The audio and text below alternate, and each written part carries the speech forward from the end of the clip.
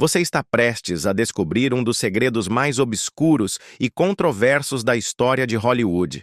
Um mistério que por décadas foi envolto em silêncio, medo e versões contraditórias. Neste vídeo, vamos revelar o que Frank Sinatra finalmente admitiu nos bastidores sobre a misteriosa e trágica morte de Marilyn Monroe, um dos maiores ícones do século XX. Poucos sabiam, mas Sinatra guardava informações perturbadoras que ligavam a estrela a figuras poderosas, incluindo chefes da máfia, políticos influentes e até mesmo membros do alto escalão do governo americano. Por trás da imagem glamurosa e dos sorrisos para as câmeras, havia uma rede de manipulação, vigilância e medo. Segundo relatos de pessoas próximas, Frank sempre soube muito mais do que deixava transparecer e, antes de sua morte, ele teria confidenciado verdades chocantes a amigos íntimos e jornalistas de confiança, revelações que colocam em xeque tudo o que o público acreditava sobre os últimos dias de Marilyn. Há rumores de que ela foi silenciada por saber demais, que seu envolvimento com os irmãos Kennedy foi mais profundo e perigoso do que a mídia ousava divulgar, e que a versão oficial de sua morte por overdose foi cuidadosamente manipulada para proteger interesses poderosos. Neste vídeo, vamos mergulhar fundo nos bastidores desse escândalo, analisar entrevistas raras, depoimentos explosivos e trechos pouco conhecidos de biografias censuradas. Frank Sinatra, que foi confidente, amigo e possível amante de Marilyn, teria deixado pistas inquietantes sobre o que realmente aconteceu naquela noite fatídica. Então, se você ama investigar os mistérios mais perturbadores do mundo das celebridades, já deixa o seu gostei, se inscreve no canal e ativa o sininho, porque isso ajuda o YouTube a entender que você valoriza esse tipo de conteúdo sério, profundo e que desafia narrativas oficiais. E se você quiser apoiar ainda mais o canal, considere deixar um super thanks aqui embaixo. Isso nos permite continuar trazendo conteúdos corajosos que muita gente evita tocar. Mas se não puder ajudar financeiramente, tudo bem, só comenta aqui o que mais te surpreendeu neste vídeo. E não esquece de assistir até o fim, porque a última revelação sobre o que Frank Sinatra realmente sabia vai te deixar completamente impactado. Francis Albert Sinatra nasceu em 12 de dezembro de 1915, na cidade de Hoboken, em Nova Jersey, Estados Unidos. Filho único de pais imigrantes italianos, ele cresceu em um ambiente modesto, cercado por tradições familiares fortes, onde o trabalho duro, a fé católica e a música popular italiana eram parte do dia a dia. Seu pai, Antonino Martino Sinatra, mais conhecido como Marty, era um boxeador amador que depois se tornou bombeiro, enquanto sua mãe, Natalie Della Garaventa, apelidada de Dolly, era uma mulher de personalidade forte, atuante na política local, envolvida com o Partido Democrata e com uma reputação conhecida por conseguir favores políticos e resolver problemas da vizinhança com sua voz firme e atitude decidida. Desde cedo, Dolly exercia enorme influência sobre Frank, sendo ela quem mais acreditava no potencial do filho e que não hesitava em interferir em sua vida para abrir caminhos. A infância de Frank Sinatra foi marcada por problemas de saúde. Durante o parto, sua mãe enfrentou dificuldades e o bebê teve que ser retirado com fórceps, o que causou ferimentos no lado esquerdo da sua face, deixando uma cicatriz permanente e uma orelha deformada. Isso o tornou uma criança muito consciente da própria aparência e um tanto retraída em relação aos outros. Além disso, enfrentou uma infância solitária, já que não tinha irmãos e nem muitos amigos, compensando isso com uma imaginação fértil e uma sensibilidade que, mais tarde, marcaria profundamente sua música. Quando criança, Sinatra não se destacava na escola. Era um aluno mediano e, com o tempo, começou a se desinteressar pelos estudos, preferindo passar o tempo ouvindo música e assistindo a apresentações de artistas populares. Desde pequeno demonstrava um amor visceral pela música e um instinto nato para o ritmo e a melodia. Fascinado por cantores como Bing Crosby, que se tornaria uma de suas maiores influências, Sinatra passava horas ouvindo programas de rádio, especialmente os que transmitiam big bands e orquestras. Ainda adolescente, Começou a imitar o estilo de seus ídolos e se apresentar em festas, bares e rádios locais. Trabalhou em diversos empregos para ajudar em casa, incluindo entregador de jornal, assistente em estúdios de fotografia e até como operador de prensa, mas nenhum desses trabalhos o satisfazia. Sua mente estava sempre voltada para o palco, para a música, para os sonhos de ser alguém maior do que as fronteiras de Hoboken. Foi por volta dos 20 anos que ele decidiu, definitivamente, seguir a carreira artística. Sua primeira grande oportunidade surgiu quando ele se apresentou como cantor amador no programa Major Bowes Amateur Hour, um famoso concurso de talentos do rádio, onde cantou com o grupo The Hoboken Four. O grupo venceu a competição e viajou pelo país se apresentando, o que deu a Sinatra sua primeira experiência real com o mundo do espetáculo, apesar das dificuldades e conflitos internos entre os membros do grupo. O temperamento forte de Frank e sua ambição desmedida começaram a se manifestar desde então. Em vez de se contentar em ser apenas parte de um grupo, ele queria brilhar sozinho, queria ser o centro das atenções.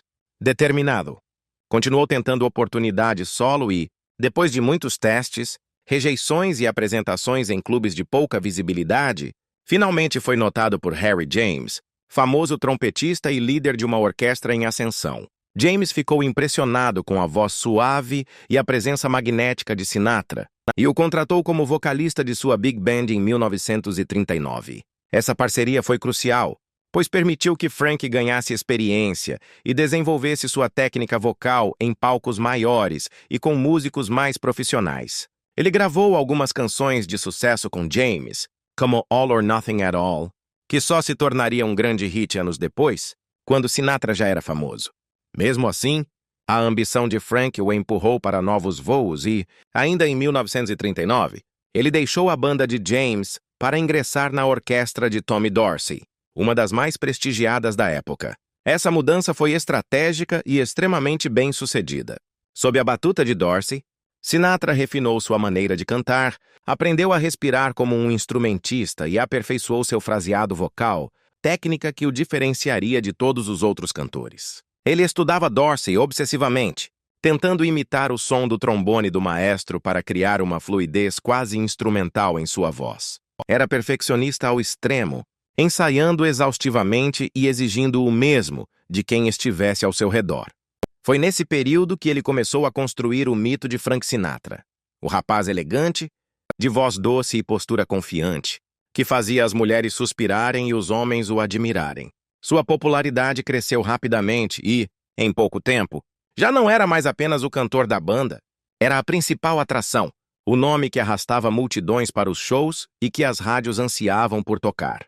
Em 1942, no auge da Segunda Guerra Mundial, Sinatra decidiu deixar a banda de Dorsey e seguir carreira solo, uma decisão ousada que exigiu coragem e negociação, já que Dorsey não queria perdê-lo e havia cláusulas contratuais rigorosas. Quando Sinatra começou a gravar suas próprias canções, ele se destacou não só pela sua habilidade vocal, mas também pela maneira como usava seu tom e seu estilo para transmitir emoção.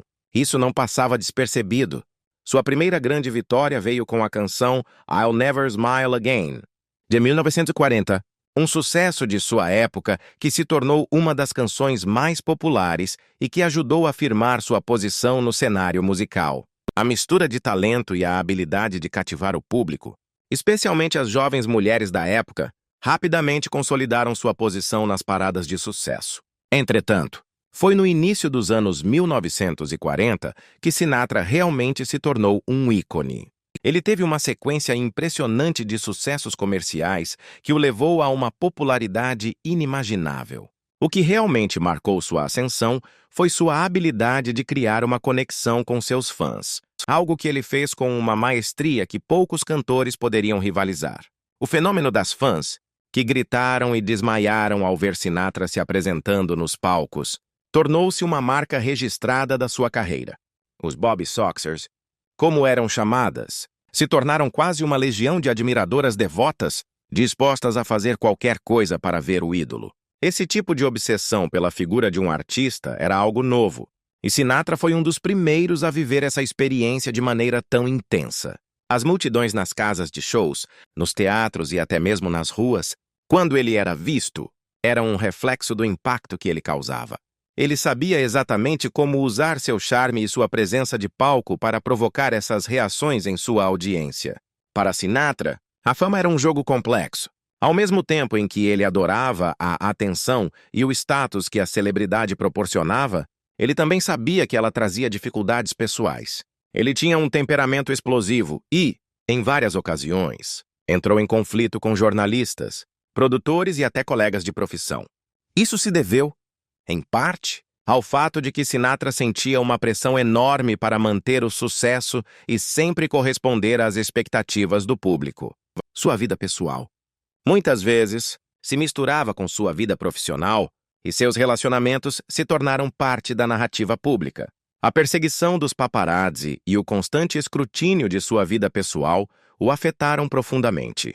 Ao longo de sua carreira, Sinatra teve diversos romances e casamentos que foram frequentemente expostos pela mídia. Seu casamento com Nancy Barbato, sua esposa de longa data, foi marcado por uma série de desafios. Eles tinham 3 filhos juntos, mas o casamento começou a se desgastar com o tempo devido às constantes viagens e à pressão que a fama colocava sobre a família.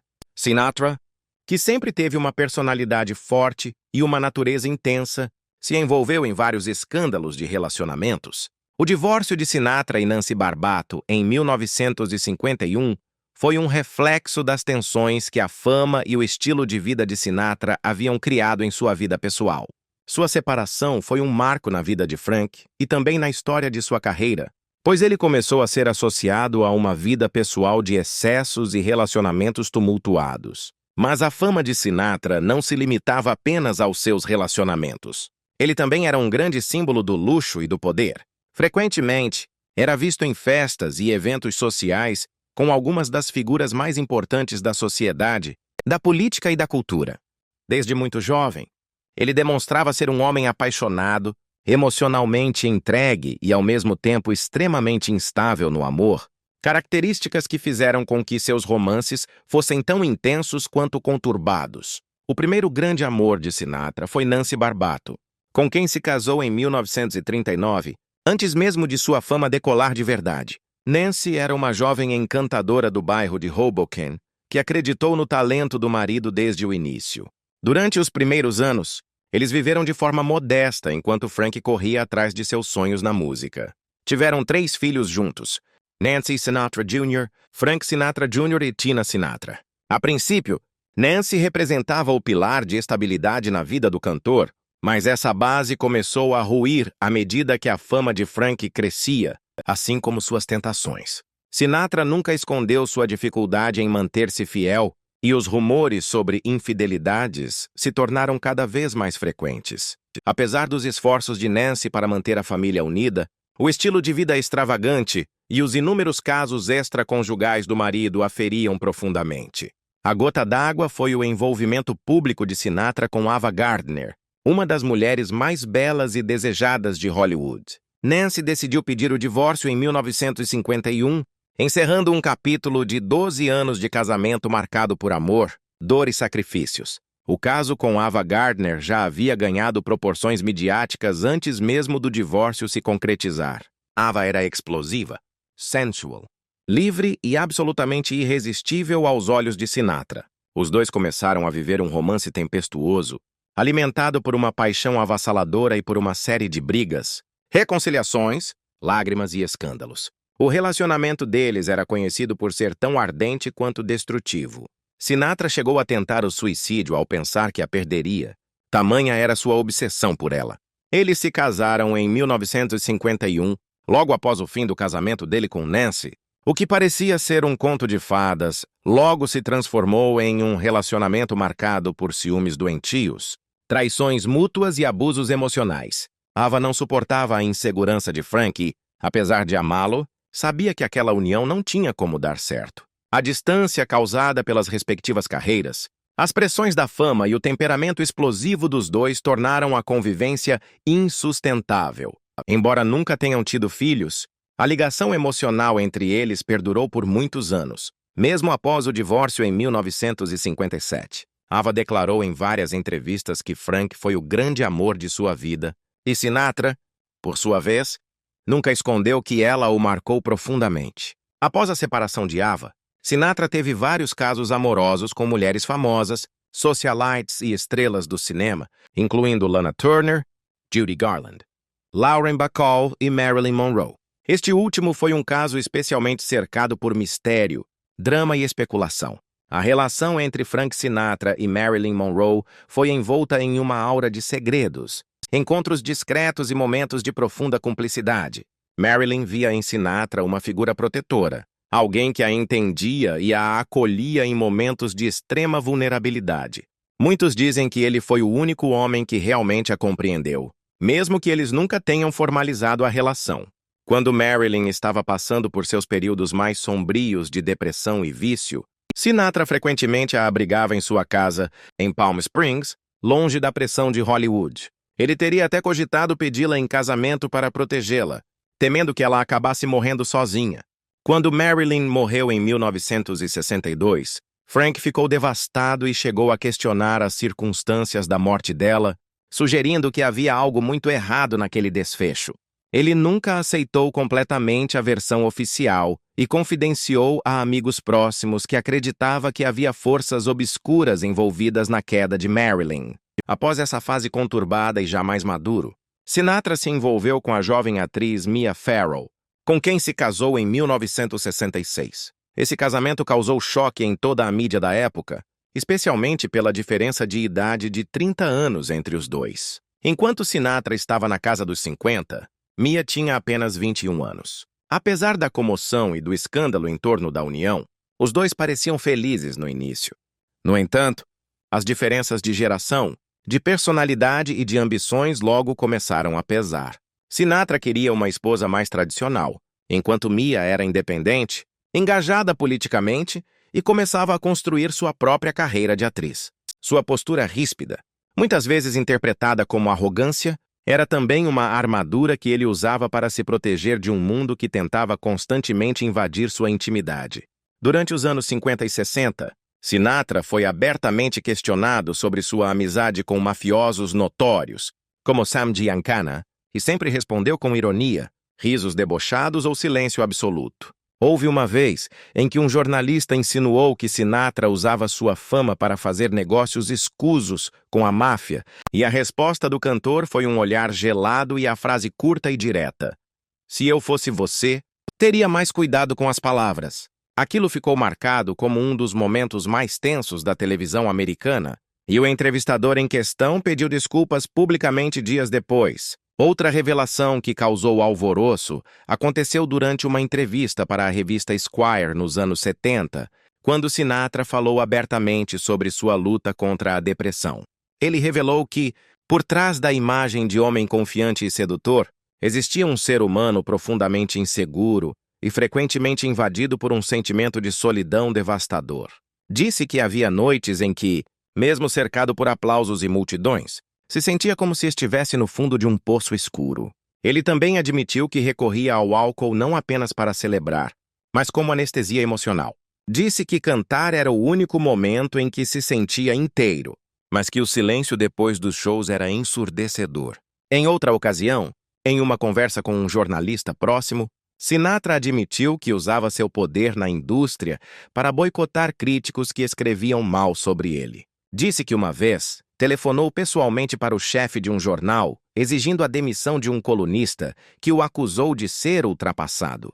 Embora essa atitude tenha sido severamente criticada, ele não demonstrava arrependimento. Para ele, o respeito vinha acima da liberdade de expressão quando se tratava de sua honra.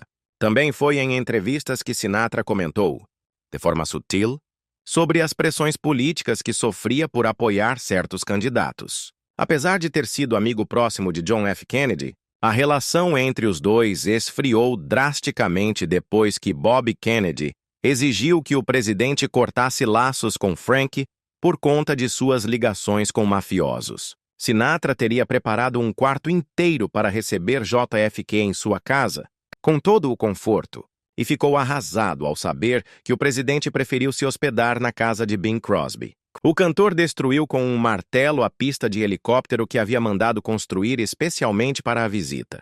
Essa história foi confirmada anos depois por pessoas próximas e mostra o quanto Sinatra levava a peito questões de lealdade e confiança. Nas décadas seguintes, Frank também não poupou palavras ao falar da decadência da indústria musical. Criticou duramente o surgimento do rock nos anos 60, dizendo que aquilo não era música, mas barulho para adolescentes histéricos. Suas opiniões sobre os Beatles, por exemplo, eram ácidas no início, embora tenha suavizado o tom posteriormente, chegando a elogiar a composição de Something, de George Harrison. Mesmo assim, seus comentários sobre os novos artistas geraram atritos com nomes da nova geração, que o viam como um símbolo ultrapassado da velha guarda. Outro bastidor escandaloso foi revelado em uma entrevista rara com um ex-assistente pessoal, que contou que Sinatra mantinha uma espécie de lista negra de pessoas que o haviam traído ou decepcionado. Nessa lista estariam jornalistas, produtores, ex-namoradas e até amigos de longa data. Ele tinha o hábito de cortar completamente qualquer um que cruzasse uma linha invisível de confiança. Também se dizia que ele monitorava discretamente as atividades dessas pessoas, contratando investigadores privados para saber o que diziam dele nos bastidores. Esse comportamento obsessivo por controle se estendia aos estúdios e aos palcos. Sinatra detestava ensaios longos e exigia que tudo fosse feito de forma rápida e eficiente. Uma vez, mandou embora um músico porque ele desafinou durante a apresentação. A frieza com que tomava decisões dentro do ambiente profissional contrastava com o carinho que tinha por certos colegas. Frank era extremamente leal aos seus amigos mais próximos e protegia ferozmente aqueles que considerava parte de seu círculo íntimo. Isso ficou evidente quando defendeu Sammy Davis Jr. em diversas situações, especialmente quando o cantor sofreu ataques racistas por conta de seu relacionamento com uma mulher branca. Sinatra não apenas o apoiou publicamente, mas chegou a ameaçar romper contratos caso Davis Jr. fosse maltratado nos bastidores. Também foi durante uma entrevista nos anos 80 que Sinatra falou, pela primeira vez de forma mais profunda, sobre o assassinato de seu filho Frank Sinatra Jr. Embora a polícia tenha conseguido resgatar o filho após o sequestro, o trauma vivido naquela época nunca o abandonou. Disse que passou a dormir com uma arma ao lado da cama e que aquilo afetou profundamente sua visão do mundo. Embora raramente demonstrasse medo, admitiu que pela primeira vez em sua vida havia sentido verdadeiro pavor. A morte de Frank Sinatra em 14 de maio de 1998, aos 82 anos, não apenas marcou o fim de uma era dourada da música americana, como também desencadeou uma onda de comoção em todo o mundo, especialmente entre aqueles que o conheceram intimamente ou que, de alguma forma, cruzaram sua trajetória marcada por intensidade, paixão e enigmas. A notícia se espalhou rapidamente naquela noite, após ele ter sofrido um ataque cardíaco fatal no Cedars-Sinai Medical Center em Los Angeles. Suas últimas palavras, segundo sua esposa Bárbara, teriam sido "I'm losing", e essas duas palavras carregaram o peso de uma vida longa, desafiadora e gloriosa, ao mesmo tempo em que selavam a despedida de um homem que por décadas dominou o cenário artístico global. No entanto, um dos aspectos mais misteriosos e envolventes sobre sua morte envolve as reações de Marilyn Monroe, ou melhor, os ecos de sua voz preservados por pessoas próximas a ambos que, ao longo dos anos, revelaram detalhes antes mantidos em sigilo. Embora Marilyn tenha falecido em 1962, as ligações emocionais entre os dois foram tão intensas e profundas que até mesmo depois da morte dela, Sinatra mantinha fotos, cartas e até objetos que pertenciam à atriz em sua casa, sinalizando uma conexão que nunca se desfez completamente. Fontes próximas de Frank afirmavam que ele jamais superou a morte de Marilyn e que em suas noites de solidão mais profunda voltava a falar sobre ela como se ainda estivesse viva, mencionando suas risadas, suas angústias e a forma como ela enxergava o mundo com uma sensibilidade quase dolorosa. Sinatra conheceu Marilyn nos anos 50 e os dois desenvolveram um relacionamento cercado por altos e baixos, marcado por momentos de cumplicidade, tensão, ciúmes e segredos. Alguns biógrafos afirmam que, em certo ponto, ele quis se casar com ela, mas foi dissuadido por pessoas do seu círculo íntimo, preocupadas com a instabilidade emocional da atriz e com o impacto que essa união poderia ter sobre sua imagem pública. No entanto, outros garantem que o sentimento entre eles foi mais profundo do que muitos imaginavam e que havia entre os dois uma espécie de pacto silencioso de proteção mútua. Após a morte de Marilyn, Sinatra mergulhou em um luto que se manifestava de formas discretas, mas intensas. Amigos contavam que ele ouvia músicas que lembravam a atriz, especialmente baladas melancólicas que tocavam no coração ferido de ambos, como se essas canções representassem conversas que nunca conseguiram concluir em vida. Anos mais tarde, quando jornalistas voltaram a perguntar sobre Marilyn, Sinatra se esquivava, mudava de assunto ou limitava-se a dizer que ela era a mulher mais mal compreendida de seu tempo.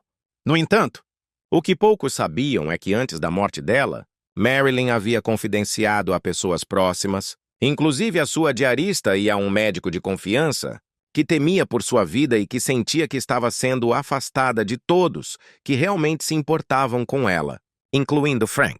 Documentos revelados posteriormente, além de testemunhos de amigos do casal, revelaram que Marilyn havia dito que Frank era um dos únicos homens que a fazia sentir-se segura e que ele compreendia a sua tristeza sem julgamentos. Uma das passagens mais tocantes foi revelada por uma amiga íntima da atriz, que contou que, certa vez, Marilyn chorou nos braços de Sinatra após um episódio de crise emocional, dizendo que ele era a única estrela de verdade que não a deixava sentir-se uma boneca quebrada.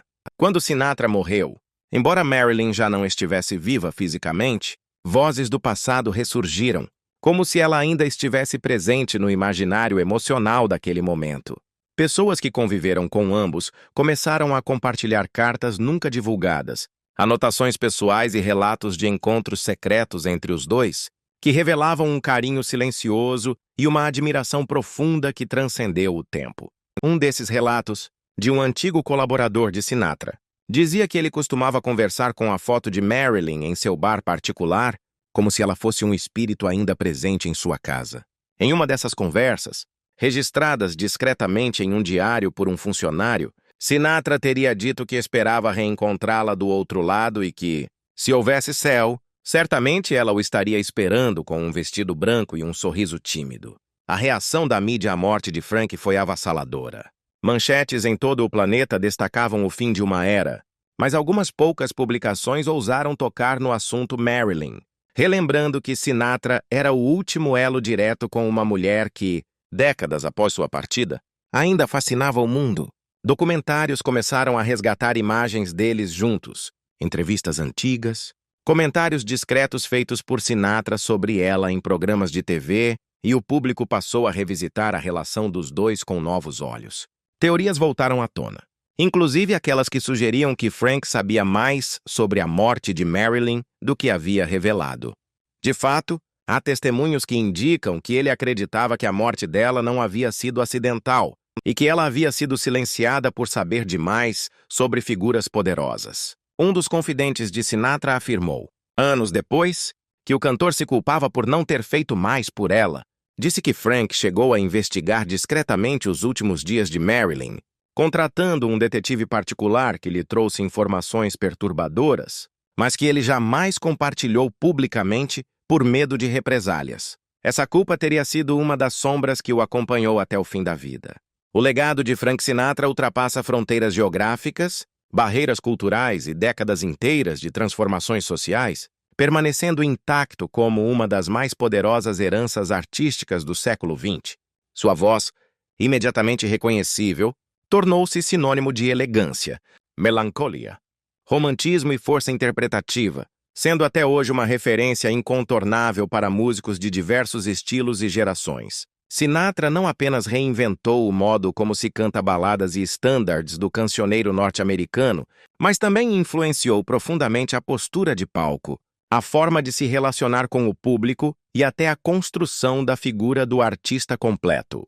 Sua habilidade em transmitir emoção, sem parecer forçado, e sua presença carismática o transformaram num ícone não apenas da música, mas também do cinema, da moda e da cultura popular. Mesmo após sua morte, a imagem de Sinatra continua presente em comerciais, homenagens, capas de revistas e trilhas sonoras de filmes e séries, sendo redescoberto por novos públicos a cada ano. Contudo, o legado de Sinatra também é marcado por controvérsias que vieram à tona com mais força após sua morte. Algumas biografias lançadas no final da década de 1990 e início dos anos 2000 revelaram aspectos sombrios de sua personalidade, como explosões de raiva nos bastidores, envolvimento com figuras suspeitas e práticas consideradas abusivas por alguns de seus colaboradores. Há relatos de que ele mantinha ligações com membros da máfia, algo que por muito tempo foi sugerido pela imprensa, mas nunca comprovado de forma definitiva. Essas conexões teriam servido tanto para protegê-lo de escândalos, quanto para garantir certos privilégios no competitivo mundo do entretenimento. Alguns estudiosos do tema dizem que Sinatra usava seu carisma como uma máscara e que por trás de sua imagem de sedutor elegante havia um homem atormentado por inseguranças, medos e um desejo constante de controle. Também surgiram acusações sobre seu temperamento explosivo e atitudes de arrogância com colegas e subordinados, especialmente nos anos em que seu poder em Hollywood e Las Vegas era quase absoluto.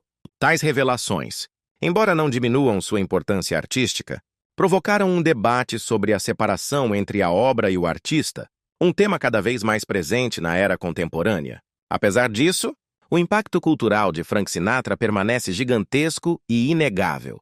Ele redefiniu o conceito de estrela nos Estados Unidos, sendo o primeiro grande ídolo das adolescentes no auge da era do rádio, muito antes dos Beatles e de Elvis Presley.